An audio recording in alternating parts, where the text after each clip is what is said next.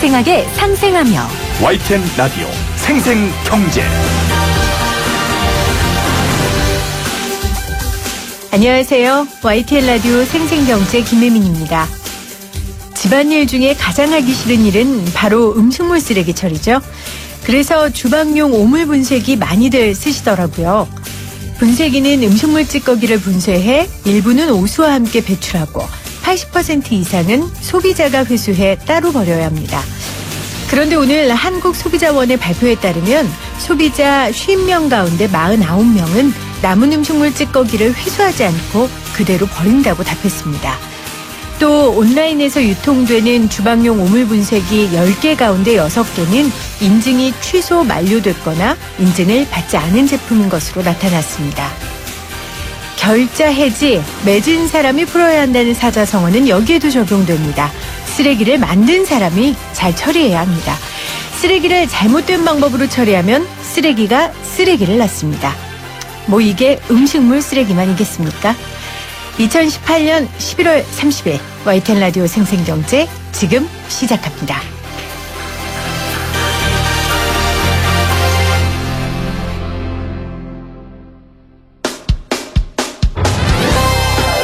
가불의 경제학이 아닌 상생의 경제학을 말하는 경제방송 YTN 라디오 생생경제. 오늘 가장 뜨거운 경제 뉴스를 제일 생생하게 전해드리는 시간입니다. 결국이라고 표현해야 할까요? 마침내라고 말해야 할까요? 기어코라고 해야 할까요? 밀려서라고 설명해야 할까요? 어쨌건 금리가 올랐습니다. 한국은행은 1년 만에 기준금리 0.25%포인트 인상했는데요. 김영익 서강대 경영대학원 겸임교수이자 경제 칼럼니스트 전화 연결돼 있습니다. 교수님 안녕하세요. 예, 안녕하십니까. 이번에는 금리가 오를 것이다. 대부분 이렇게 인상을 점쳤던 것 같습니다. 교수님도 그렇게 예상하셨습니까? 아니, 저는 금리를 인상해서는 안 된다. 그런 칼럼을 며칠 전에 쓴 적이 있었습니다. 네. 안 된다고. 네. 네, 시장 전문가들은 거의 80%가 네. 금리를 올린다. 그리고 블룸버그 같은 이런 정보통신회사에서 18명을 조사해봤더니 14명이 금리 올린다. 그러게요. 이렇게 전망하고 있었죠. 네. 예. 올려야 된다, 안 된다. 이 문제보다는 올릴 것이다라고 예상했던 전문가들이 많다고 이제 제가 말씀을 드렸습니다. 어쨌건 교수님은 인상해서는 안 된다라고 칼럼까지 쓰셨지만 인상을 했습니다. 인상폭과 이 인상의 의미를 먼저 좀 정리해 주시냐면요. 예, 우리 기준금리 1.50%에서 1.75%로 0.25%포인트 올렸죠. 그러니까 시장에서 기대한 만큼 올렸다고 볼 수가 있고요. 네. 그 다음에 의미를 찾아보면 한국은행 통화정책 목표가 물가 안정하고 금융 안정이거든요. 그래서 물가 안정이라는 것은 뭐냐면은 소비자 물가를 2% 목표로 설정하고 네.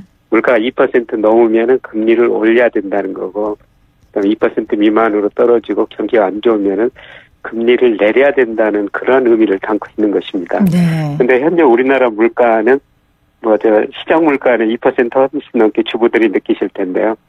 근데 10월까지 우리나라 소비자 물가가 1.5% 올랐어요. 그리고 근원 물가라고 있는데요. 근원 물가라는 건 뭐냐면은 에너지하고 농산물 가격은 이게 가격 변동성이 아주 심하거든요. 네.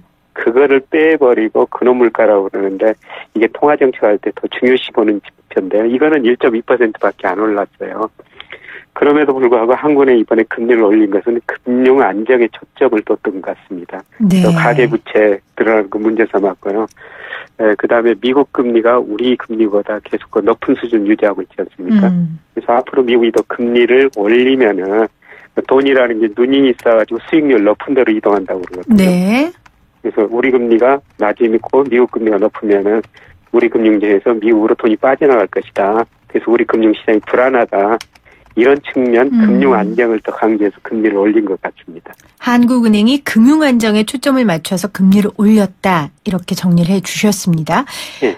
저같이 좀 숫자에 약하고 금리 계산에 무딘 사람들은 이 0.25%포인트를 인상한 게 어느 정도의 파장인지 잘 감이 안 오거든요. 어느 정도의 파장을 담고 있습니까? 네, 제가 은행에서 지금 1,000만 원을 빌렸다면은 네. 지금 은행 대출 금리가 평균 한 3.5% 정도 되거든요. 네. 1,000만 원을 빌렸다면은 이자로 1년간 35만 원, 올 한 2만 9천 원 정도 내야 되죠. 네. 근데 한국은행 기준금리가 오르면 은행들도 뒤따라서 금리를 올리거든요. 그렇겠죠. 예, 0.25%포인트는 안 올리더라도요. 만약 3.5%에서 0.25%포인트 오른다면 금리가 3.75%가 됩니다. 네. 그러면 이자 부담이 35만 원에서 2만 5천 원이 늘어난 연 이자 부담이 한 37만 5천 원이 되는 거죠. 네. 네, 그리고 이것보다 더 중요한 게 이게 이제 직접적으로 이자 부담이고요. 그렇죠. 간접적 효과가 있을 수가 있어요. 어떤 걸까요? 금리를 올리면은 우리가 소비를 더 줄이게 되거든요. 그렇죠. 그러니까 금리라는 게 소비를 참는 데한 대가라고 그러는데요. 금리가 낮으면 소비를 참는 데한 대가가 낮으니까 제가 지금을 돈을 써버립니다. 네. 근데 금리가 올라가면은 소비를 참는 데한 대가가 높기 때문에 은행에다 저금해놓고 나중에 소비를 하게 되거든요. 그래서 금리가 올라가면은 소비가 줄어들고 기업 투자도 줄어들어요. 소비 투자가 줄어들면은 경제 성장이 떨어지는 거죠. 경제 성장이 떨어지면은 고용이 줄어드니까 내 일자리가 줄어드는 거죠. 네. 그래서 금리 인상은 직접적으로는 이자 부담도 늘게 하지만 간접적으로는 경제 성장률 낮춰가지고 일자리 줄이는 이런 간접적인 효과도 있습니다. 근데 이런 측면에서는 참 아쉽죠. 그런 이유 때문에 경제가 계속 나빠지고 있는데 네. 더 나빠지라고 금리를 올린 것이나 마찬가지인 거죠. 네, 교수님께서 그런 이유 때문에 금리 인상을 이번에도 좀 반대하셨는데 어쨌건 한국은행이 금리 인상을 결정했습니다. 사실 뭐 한국은행의 여러 가지 실기론이라고 해야 될까요? 이제 이런 부분들이 제기가 됩니다. 교수님은 이번에는 금리를 올리면 안 된다고 하셨지만 앞에 뭐 여러 차례 지금 올려야 된다라고 지적했었던 전문가들도 있었습니다. 예. 그 시기를 좀 놓쳤다라고 이야기하는 사람들도 있거든요. 이 의견에 대해서는 교수님은 어떻게 평가하십니까? 아까 그 진행자께서 처음에 좀 밀려서 올렸다. 네. 여러 가지 이유를 말씀하셨습니다. 네. 밀려서 올렸다. 이게 정확한 표현이 아닌가. 네, 그렇게 생각합니다. 아니, 모든 경제정책이라는 게 시기 때가 있거든요. 네. 사실 우리 정부가 지금 여러 가지 좋은 정책, 뭐 최저임금이나 주 52시간 이런 것들 다 좋은 정책, 바람직한 정책이죠. 근데 이런 것들이 경기가 좋았을 때 했으면은 부작용이 별로 없이 아마 시행됐을 겁니다. 네. 근데 지금 경기가 나빠지고 있거든요.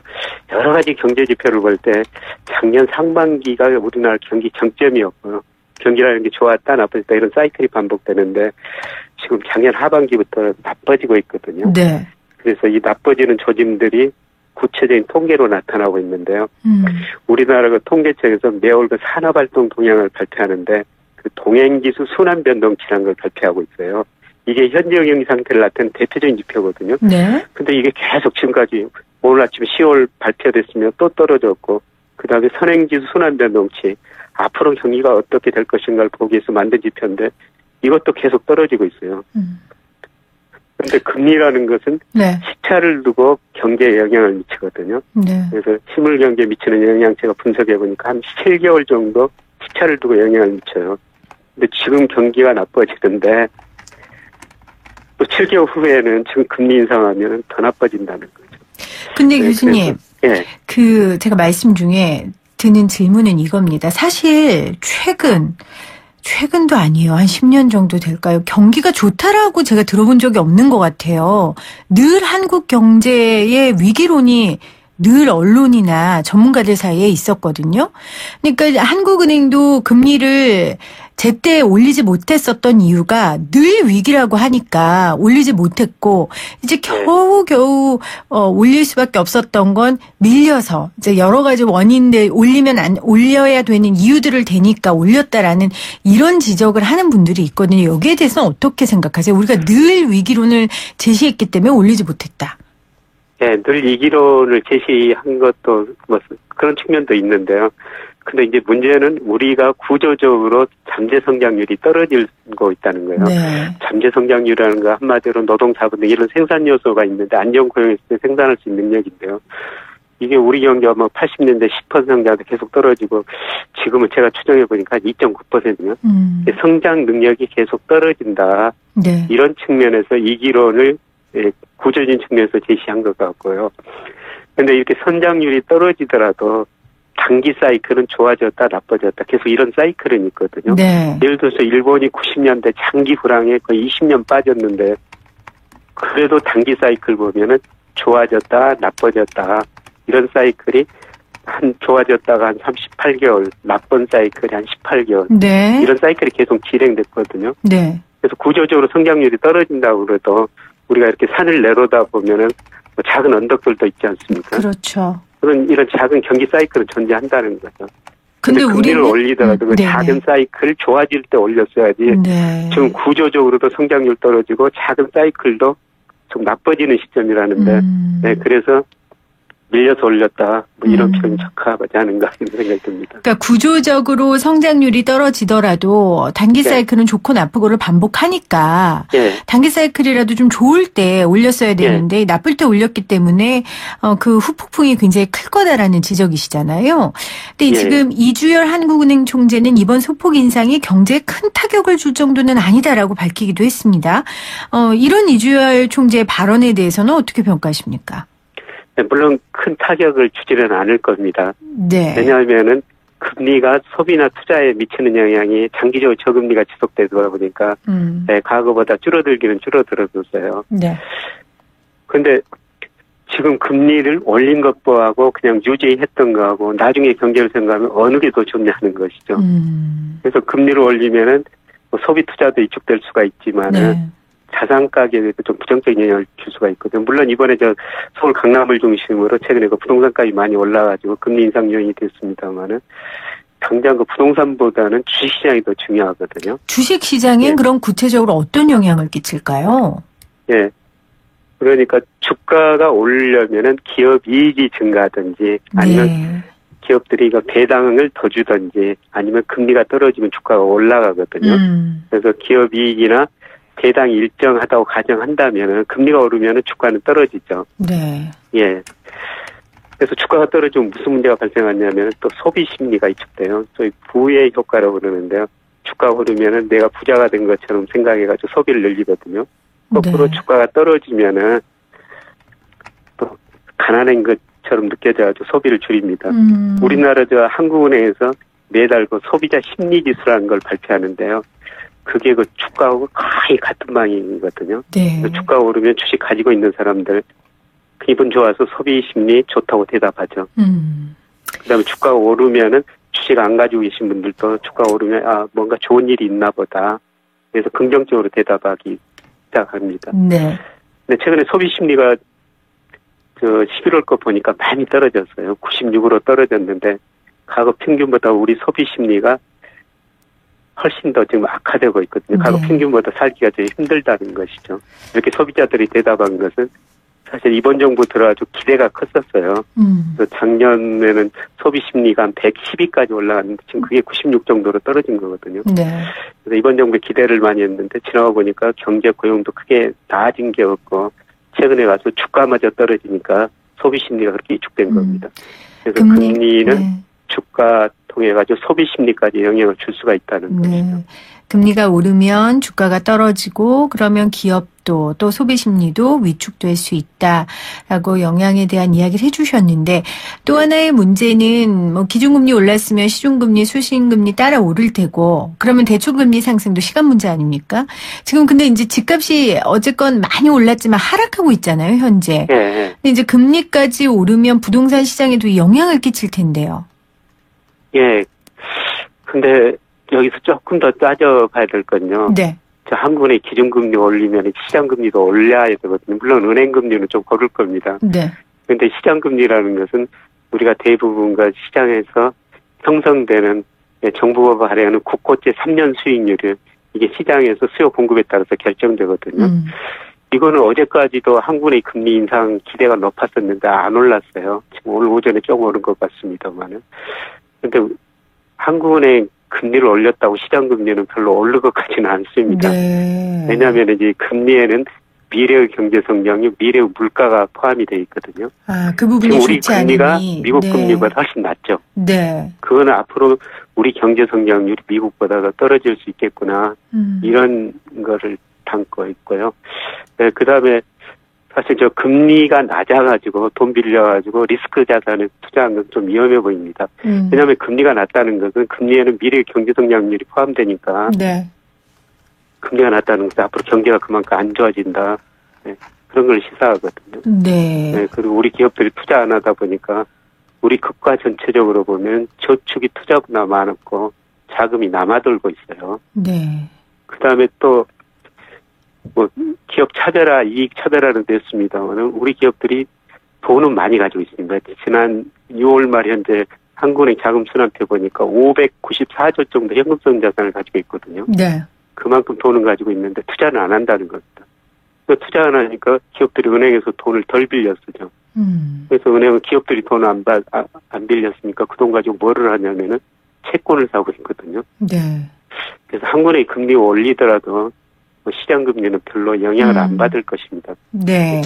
그러면 아까 제가 말씀드린 그 질문, 부동산 시장의 영향은 어떻게 보세요? 예, 부동산 시장은 제가 보면 모든 기가 순환이라고 있거든요. 네. 근데 순환상 볼 때, 주가가, 부동산 시장 주택가격이 선행하고요. 그 다음에 대출, 이런 거 증가세가 지금도 아직도 높은 수준이지만 이미 꺾였어요. 그래서 저는 가만 놔둬도 꺾일 시점이라고 보는데, 네. 이런 시점에서 정부가 계속 규제 정책을 내고 있고, 뭐 금리 인상, 이거는 분명히 심리적으로 위축력이 있죠. 네. 그래서 저는 조금 걱정이 됩니다. 네. 가만 놔도 꺾일 시점인데 이 꺾이는 속도를 더욱 가속화시키지 않을까. 네. 예. 교수님이 사실 네. 이런 거시기인 정책은 큰 흐름에 따라 아까 좋을 때 모든 정책이 나쁠 때 경기가 나쁠 때 이렇게 구분돼서 정책을 사용해야 되는데 이미 꺾이고 시점에서 뭐 규제 강화 그다음에 금리 인상 저는 앞으로 상당히 좀 어려운 시기가 오지 않을까 그런 생각입니다. 한국은행 측에서 이 방송 들으면 굉장히 민망할 정도로 교수님께서 오늘 금리 인상에 대한 부정적인 얘기들을 많이 해주셨습니다. 교수님 뭐 전문가로서의 의견을 말씀해 주신 거니까요. 그러면 이제 좀 전망을 좀 짧게 해주시죠. 저희가 시간이 없어서 아까 네. 미국 금리 이야기도 하셨는데 일단 그 미 연준 의사록에 따르면 파월 의장이 내년 미국 금리 인상의 속도 조절이 필요하다는 취지로 말을 했거든요. 네. 그러면 이제 우리나라는 조금 미국 금리 조금이 아니죠. 미국 금리하고 좀 밀접하니까 우리나라 금리 인상은 당분간 어떨 거라고 보세요? 계속 오를까요? 금리 인상은 내년까지 굉장히 힘들 거라고 보고 있습니다. 네. 지금 우리 경제 나쁘다고 앞에 말씀드렸고요. 네. 그다음에 한미 금리 차 때문에 이번에 금리 올리는 요인이 됐습니다만은 좀 미국 경제가 정점에 도달했던 여러 가지 경제 지표 신호들이 나오고 있거든요. 네. 그래서 건설 경기 뭐 3분기 연속 건설 투자 감소했고 설비 투자 둔화돼 있고 건설업종 주가 떨어져 있고 경기를 예측하는 장단기 금리차 축소돼 있고 실업률도 여기서 더 이상 떨어지지 않고 아마 내년 하반기 어느 시점에서 미국 경기가 정점을 칠 가능성이 높습니다. 네. 그래서 트럼프도 금리 인상에 대해서 우려하고 지금 파월 연준 의장도 이렇게 조심스럽게 생각을 좀 바꾸고 있지 않습니까? 내년 하반기는 저는 미국도 금리를 인하해야 된다. 이런 전망들이 나오리라고 보고 있거든요. 네. 그래서 이런 의미에서 보면 우리 경제상 미국 경제 성적 보면은 내년에 금리 인상도 없을 것이다. 저는 내년 내후년 가가지고는 오히려 전 세계적으로 다시 금리를 인하해야 된다. 이런 전망들이 나오리라고 보고 있습니다. 네. 한국은행이 1년 만에 기준금리 0.25%포인트 인상했는데요. 관련 내용 김영희 교수와 함께 말씀 나눴습니다. 교수님 고맙습니다. 예, 고맙습니다.